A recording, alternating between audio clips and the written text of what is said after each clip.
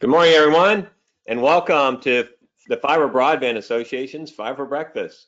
We're now in our 6th episode of 2023. Before we kick off, I'd like to thank Wesco, our platinum sponsor of Fiber Breakfast, and our gold sponsors, Nokia and Vetro. Yesterday we held our first regional Fiber Connect workshop for 2023, and that was in Raleigh, North Carolina. And it was to a standing room only crowd as we had record attendance. It was great hearing from Governor Cooper on the importance of broadband and the Fiber Broadband Association's effort to get our nation's critical broadband infrastructure deployed.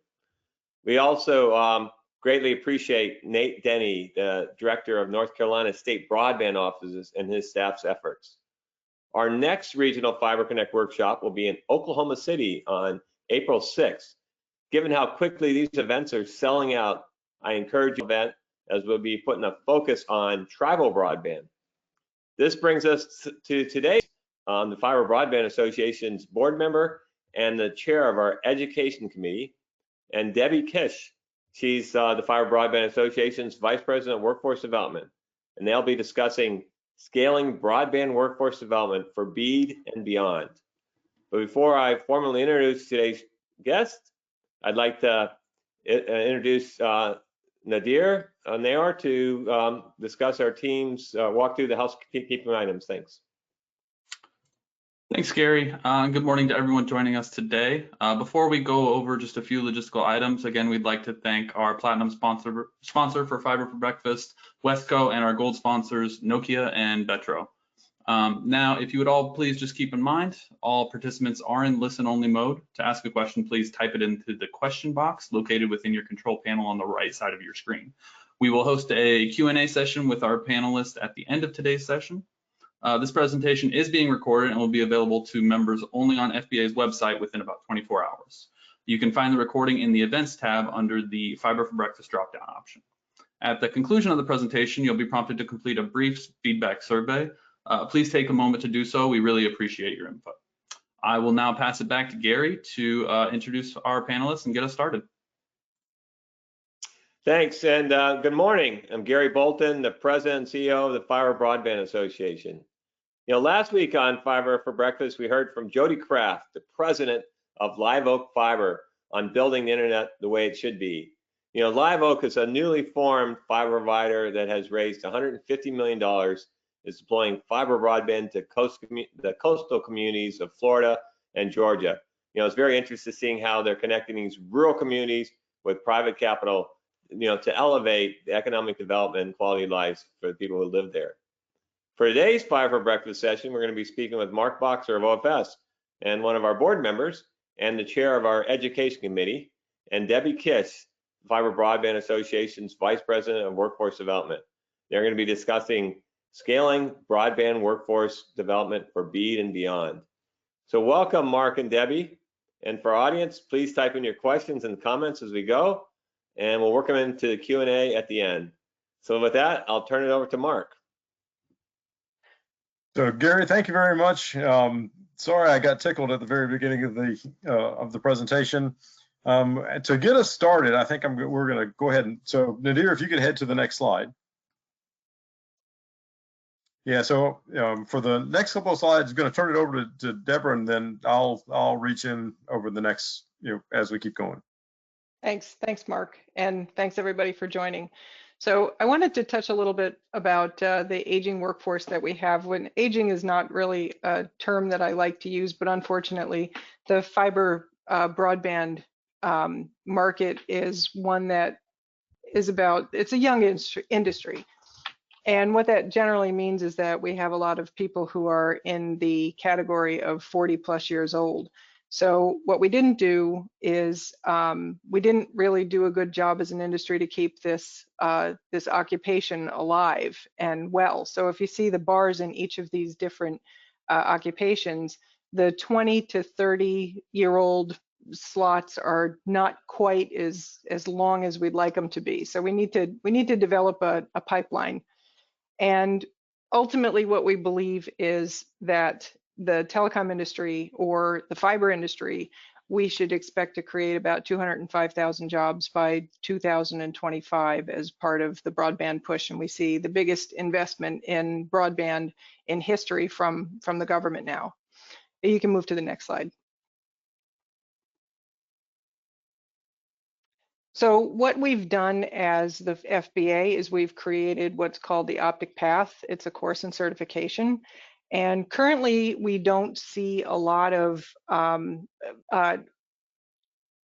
recognized credentials in the fiber optic technician arena. So what we've done is we've created one that we have courses that have started across the country.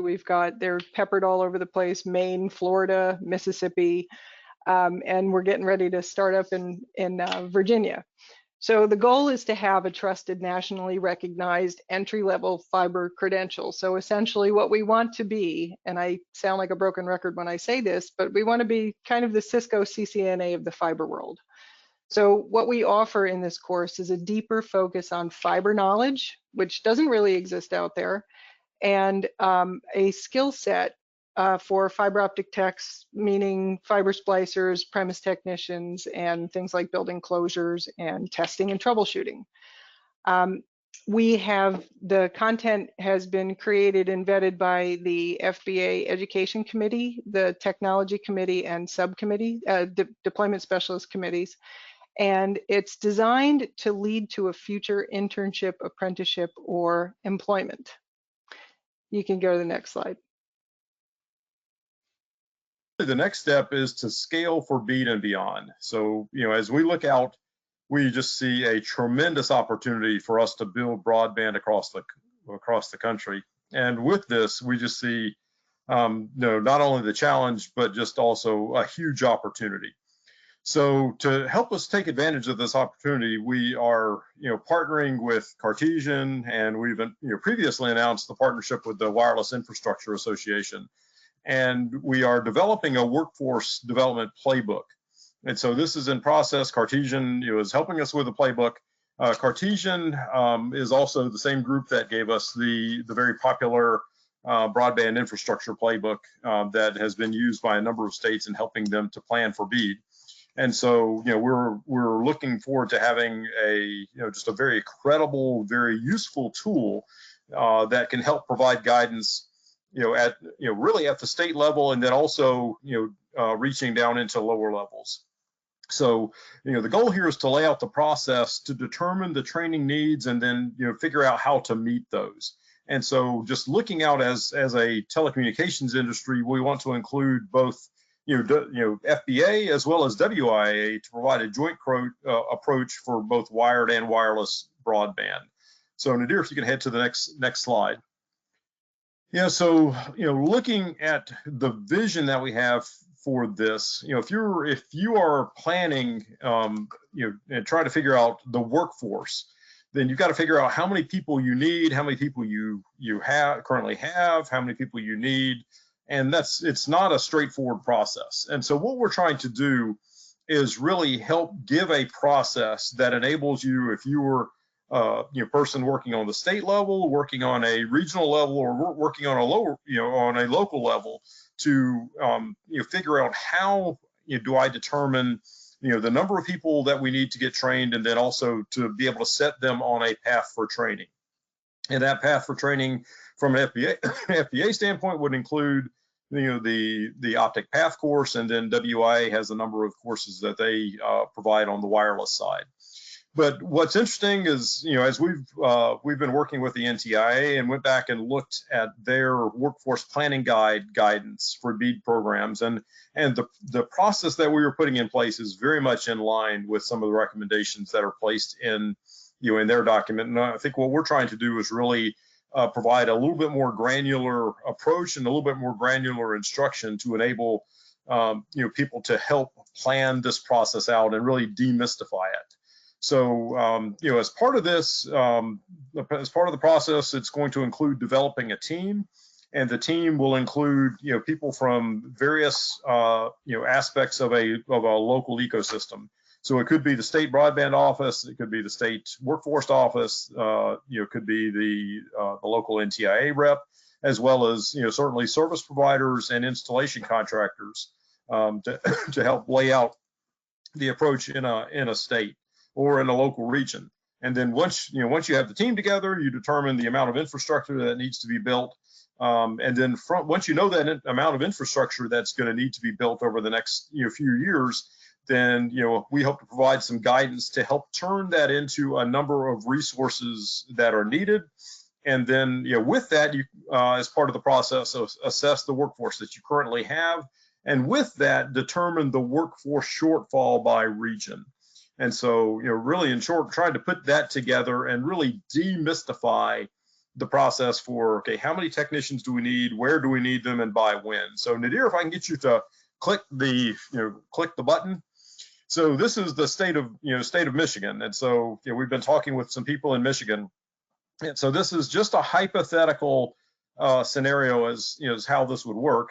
So if they have 8,000 miles of plant, or you could also include certain amounts of tower builds and those kinds of things, and these are metrics that we will be putting into the playbook. Then with the group, you've got this amount that you need, and then as you go through this process, then you'll determine, okay, well, we need 146 technicians, and we need to have them on board by August 2023. I think that may be a little bit optimistic, but I mean, this is just for just to show how the process would work. So if that's in the southern part of the state, Nadir, if you can click again, then a different part of the state would say, you've got 2,000 miles that we need.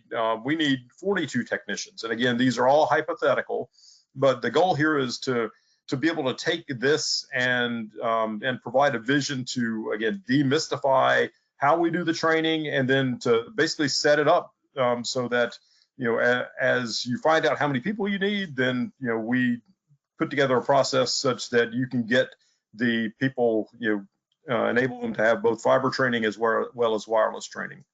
So Nadir, if you can click one more time. So in the central part of the state, hypothetically 6,000 miles of plant, and so we're going to need 68 technicians in January 23 or 2024. So ultimately, the goal here is to provide a pathway to, number one, okay, how many technicians do we need? Where do we need them? And then in conjunction with WIA, FBA and WIA basically would help to provide fulfillment services for that training. So this is the vision as it stands right now. Nadir, if you can head to the next slide. And so some of the essentials in the playbook, are how to quantify the scale and the timing of the fiber workforce needed for BEAD, how to fund the workforce development with funds within a 5-year plan for NTIA. We'll talk a little bit about the advantages of using a nationally recognized training program such as the FBA OpTIC Path. And as Deborah mentioned earlier, there really hasn't been a fiber technician certification that we find is widely trusted by fiber broadband companies. And so what we are really trying to do is put together, again, a very, a pretty in-depth course with some meat behind it, so that if you see OpTIC Path on a resume, then there's going to be, and if you're an outside plant manager, then you can trust that that person has had, pretty rigorous curriculum to get them to the point where they are. And then from there, how we mobilize local and do this in conjunction with local community colleges and other learning institutions, certainly such as veterans training programs and others. And then another part of this, and I think Deborah will be talking about this in one of the next slides, how do we recruit prospective fiber technicians into the program? And certainly no program is going to work without, we really have to have the cooperation and the cooperation from local service providers as well as installation contractors to help support and promote the program. So from here, Deborah, I'm going to turn it back over to you. So as part of, what I mentioned before was not having a good pipeline, for attracting younger people into the industry. That seems to be, I think, one of the bigger challenges for us as an industry, is attracting these young people to this occupation. So, as kind of as an effort to do that, we've been working with veterans programs, Other places like Job Corps, government programs where they work with at-risk youth, where they're not sure that they're what direction they're going to go in terms of their career, or they're not necessarily being pushed into four-year college degrees. Also working with, interestingly enough, is the departments of corrections in a couple of the states. They've got interesting tech training programs for people who are on the path to being released from prison. Of course, there are some parameters, that we work with them on in terms of what the hiring practices are for the service providers and contractors. We're working, all of this is designed to improve the attractiveness to young workers. We're also working with high schools. So what I'm trying to do is work towards getting maybe a pilot in a high school to build this into their program, in the last year of 12th grade, or, or whatever, or even start in middle school. Also, of course, going to different job fairs across the Raleigh area. As a matter of fact, in the next few months, we have 3 job career fairs that we're going to be going to. And then other people, when we say marginalized populations, people on the autistic spectrum, they're really good at concentrating, and they could be, very good, what I would consider splicers and, attention to detail and things like that. So next slide. And I think, Mark, I'm passing it on to you. So, there is a lot of work to be done, and, and everybody, I think if you're watching this podcast, there is likely a role for you. So for service providers and installation contractors, very much would like you to consider hosting a course. We've seen a couple of different models here. One model is that a service provider installation contractor uses the course to train their existing employees. And of course, the course was originally developed to take people with zero background in optical fiber and turn them into a functioning fiber optic technician. So one option again would be with existing employees. Another option would be with new workers in conjunction with an educational institution. So we've in various webinars in the past, we've talked about the model of having a service provider partnered with a community college, and we're seeing a lot of that occurring across the country. So one thing is certainly consider hosting a course. The second thing is consider adopting OpTIC Path, as a fiber technician qualification. Really the power of the certification is going to depend on the level in which it's trusted by the people who are doing the hiring. So if you're a service provider and you've got the opportunity to set some hiring standards, we'd like for you to consider the OpTIC Path fiber optic technician certification as a potential trusted certification. One other thing is that we'd also like you to consider apprenticeships. Now the program can be done with or without an apprenticeship, but one of the things that we are seeing, and we hope that will be also part of the playbook, is how can we make apprenticeships a lot more attractive than they have been to this point to service providers in our industry. So we're hoping that we'll have some guidance there. So if you're also a state broadband or local broadband or workforce organization, we may be reaching out to you to get input as we develop this playbook. And so we'd love to see if you would engage with Cartesian when they call. For anyone out there, we are happy to engage you in this process. One thing I'd also say is to continue to watch this space. As this process continues on, then I'm sure we're going to want to come back and do another Fiber for Breakfast or other communication just to let you know how this process is going. So I think from there we're going to start to wrap it up. If there are any questions out there, then we're certainly happy to take those. Gary, I don't know if you have any questions or if you want to. Absolutely. So thanks, Mark and Debbie. And first of all, I just want to thank you guys both for your tremendous leadership and this pulling together the whole OpTIC Path course. Fiber optic technician training was a huge effort, and has fantastic results. Can maybe start by talking about maybe some of the students that come out. I know, like, I've seen examples where you have high school students with 0 experience coming out to be gainfully employed as a fiber optic technician and be very successful in that. Can you maybe share what your experience of the training you've seen so far? In our pilot, so we ran a pilot last year at Wilson Community College in Wilson, North Carolina, with Greenlight Community Broadband. That's the local municipality. And we had one high school student whose mother actually worked for the community college, and she pretty much told him, you need to take this course. And he did, and he passed, and he was like fish to water.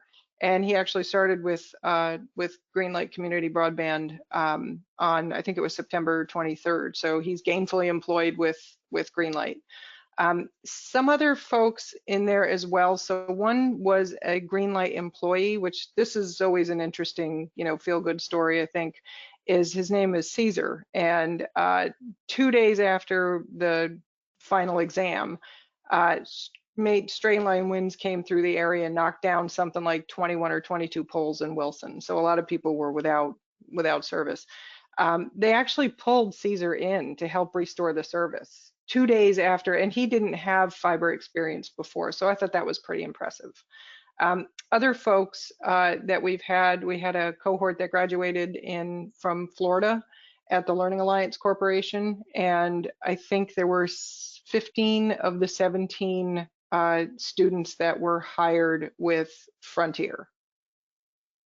So, we're rolling along pretty well. We've got another cohort or class going on in Maine right now with 10 students, and that course is not going to be done until mid-March. So we'll keep posted on that. Yeah, and we've got additional courses that are ongoing now, and we're starting to see those graduates begin to roll out of the course. One thing that we'll say is that we are going to be constantly, so we are at version 1.0 of this course. And so we will constantly be continuing to evaluate the content, evaluate the graduates, hearing the messages that we hear primarily from our service provider and our contractor members, because these organizations have the loudest voice in the room. And so we will constantly be course correcting as we get feedback on the people coming out. But the feedback that we've gotten to this point is that the course that we have is in more depth and helps to train technicians in knowledge, skills, and values. It's just a better preparatory course than anything that's available out in the industry at this point, and we certainly want to continue down that path. And if I think it might also be worth mentioning our Train the Trainer. So we have a Train the Trainer class that we hold at our regional events. One in Raleigh, it was a great turnout. And the interesting thing about the course versus the Train the Trainer is that we're even teaching people who have been doing this job for a long time things that I have either forgotten or didn't know at all. Our first Train the Trainer, which happened in Nashville last year, we had a lot of those folks who had been doing this job for 25 years or so that came out saying, oh, I didn't know that. So I thought that was really interesting, but that just goes to show you the depth of knowledge that we have, not only in the course itself, but also in the Train the Trainer. It's also a very important point, because we've got a lot of new people coming in the industry, and we want to make sure that we are teaching them some of the subtleties that you really need to know in the industry. As things and what has happened over the past couple of decades is that it has become a lot easier to deploy fiber, and we want that to occur. We want fiber to be very easy to occur. What we want, though, is we want to make sure that as it continues to get easier, people still understand why they need to do certain things in order to make sure that networks stay very reliable and perform the way that they need to perform, so that fiber continues to have the reputation that it's gained over the past decades. So, as we are trying to roll this training out to all 56 states and territories, where are we now? So how many states are actually engaged with the Fiber Broadband Association for this course? 36 total states. 36. And, it can't be, maybe, Mark, you can share your thoughts on, I think, Debbie, you said there's we need over 200,000 fiber optic technicians to be able to get the BEAD money rolled out to be able to get fiber out to everybody. You know, this is an eligible expense, right, as part of the BEAD program. And how important is it for each state broadband office and state workforce development office to kind of get this out ahead of their money? Yeah, no, we think that it's really critical, because when money, if you know the money flows and the workforce is not there to build it, I mean, we just got stuff in the wrong order. So that's part of the you know, what we're trying to do again in this in the playbook is really lay out the process such that we can hopefully do things in the right order, which is basically, you know, make sure that we get people trained. And so when, you know, the big money starts coming out in the BEAD program, that we've got a trained workforce to be able to deploy. You know, if we don't, then and you know, we have all of this money come out and we haven't really increased the workforce around our country, then you know, we're going to be, you know, still kind of stuck at the starting line. So we really want to, that's part of the reason we really want this program to scale very quickly, is, you know, the clock is ticking, and we really want to make sure that we are, you know, just getting the workforce trained such that when the money starts flowing, then, you know, the workers are going to be there to be able to do the, you know, build our networks that we all need. So I know that we get a lot of community colleges and different states that you know, contact us saying, hey, we really need the training. What about service providers? You know, who should they be contacting? You know, because obviously all these people getting trained, they need to have a place to go work, and you know, all we hear from service providers is how desperately they need fiber optic technicians. So who should the service providers be contacting? So they can contact me. And generally what I've been experiencing, I guess, is that, you know, a service provider or a contractor will come to me and say, hey, I'm interested in the program. And then I do some, you know, matchmaking in terms of, you know, a local community college, or just inform them as to where a class is being held, and, you know, if there's an opportunity for them to take some of the graduates. Well, great. Well, Mark and Debbie, really appreciate your guys' leadership in this and everything you've been doing to really make sure that we have the boots on the ground to get, you know, America's critical broadband infrastructure deployed.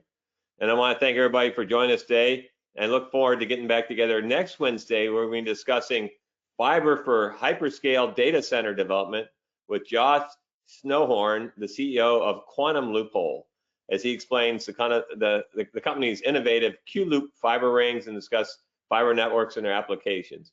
So you're not going to want to miss that. We will see you guys next Wednesday. Thanks, everyone.